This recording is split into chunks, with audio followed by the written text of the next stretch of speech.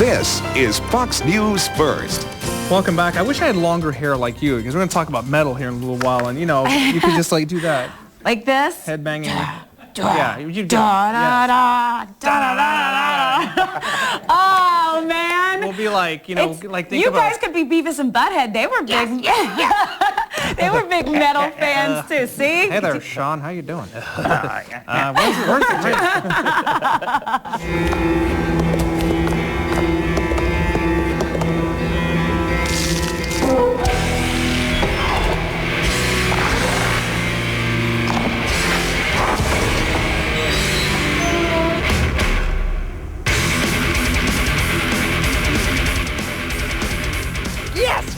I've been trying to work on that all day long. It is San Antonio's longest running metal institution, and after a dozen plus years, the show recently signed off the air for good. The man behind it is here with us this morning, and he is Robb Chavez. Good morning to you, sir. Congratulations on a 12-year run. Thank you for having me on your program. The Robbs MetalWorks was the show. Yes. And you have hung up your guitar or your metal stuff. My microphone. Your microphone, so to speak. All right, let's tell people about the show who, for those who may not be into metal that much or may not be familiar with what you were doing. Actually, we started Robbs MetalWorks 12 years ago in '97. And basically the premise behind the show was to really represent heavy metal as a true art form. And we did that through interviews, commentary, started locally, but really branched out and worked nationally with many, many big, great names that we really brought into the homes of San Antonio for over a decade. I noticed a lot of people that I read, you know, online and in the paper and stuff took it hard when you hung it up here recently. Yeah, it was a little bit, there were people who were saddened by it. We were, you know, a one-of-a-kind medium. I think our longevity had a good role to play in that, but also the quality of the program itself. You know, we recently had a going-away party, and it started out really great, everyone having a good time, and then when we watched the final episode that evening, I think reality hit, and it was a somber mood, and but nonetheless, a good evening.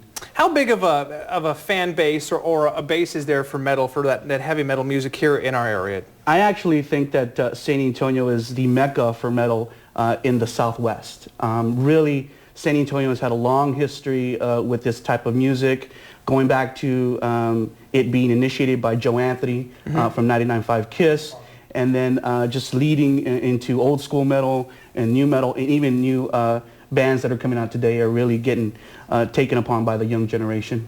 Well, I know in your run, I mean, it started as what, public access, and then you got onto Time Warner, and you kind of worked your way up, and you had some pretty big names. Judas Priest is a name that comes to mind. I'm sure you're pretty proud of, you know, were you a little starstruck when you meet people like that? And initially, you know, when we first started doing the big national names, there were times when we were a little bit starstruck, but after a while you begin to realize that these, you know, world-renowned artists are people just like you. So, you know, in recent memory, when we did the Judas Priest interview, to have these three musical legends in front of us talking to us candidly about their latest release, and just, you know, afterwards, just, just talking, it was great to really get to know these people as individuals. And that's what we just saw there. Before we run out of time, was there any one story, one rocker metal guy that really surprised you? Something that came out of your show that you were like, man, I didn't know that. You know, there are definitely a lot of memorable moments. I think one of the most memorable was when we did an interview with Zakk Wylde, who is a guitar player for Ozzy Osbourne. We went out to Austin, we met him. It was like 3 o'clock in the afternoon, and he says, Rob, let's drink some Beck's beer and watch the Ohio State game before we do this interview. We stayed there all afternoon with him, had a great time. He gave us a great interview. We toasted the passing of Dimebag Darrell from Pantera, who was a good friend of Zakk Wylde's.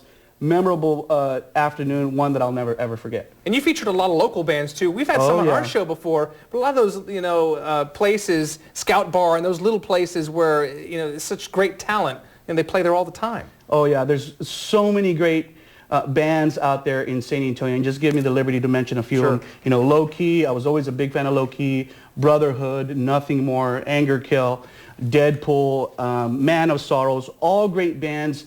Many of these bands could be national bands if they really were just given the opportunity. Well, fortunately for people, fans of yours or people who may not have seen your show, you have a fantastic website. We'll put a link on our website at kdb.com, some of the shows on there, and just some great content for people who love metal, that is for sure. But congratulations again on a great run. Thank you, Ernie. And good luck to you as you move forward with your next big endeavor. We appreciate it. All right, okay, thanks. there he is, Robb Chavez, ladies and gentlemen, Robb's MetalWorks. Okay, 7:22 right now. And we're going to rock to the break here. We're getting ready for the 4th of July holiday weekend. Sean's going to have some rain chances for us, hopefully, in the 7-day forecast. We'll find out if they will dampen any of your weekend plans. Plus, we'll tell you why these teenagers are more than happy to get stuck at their prom.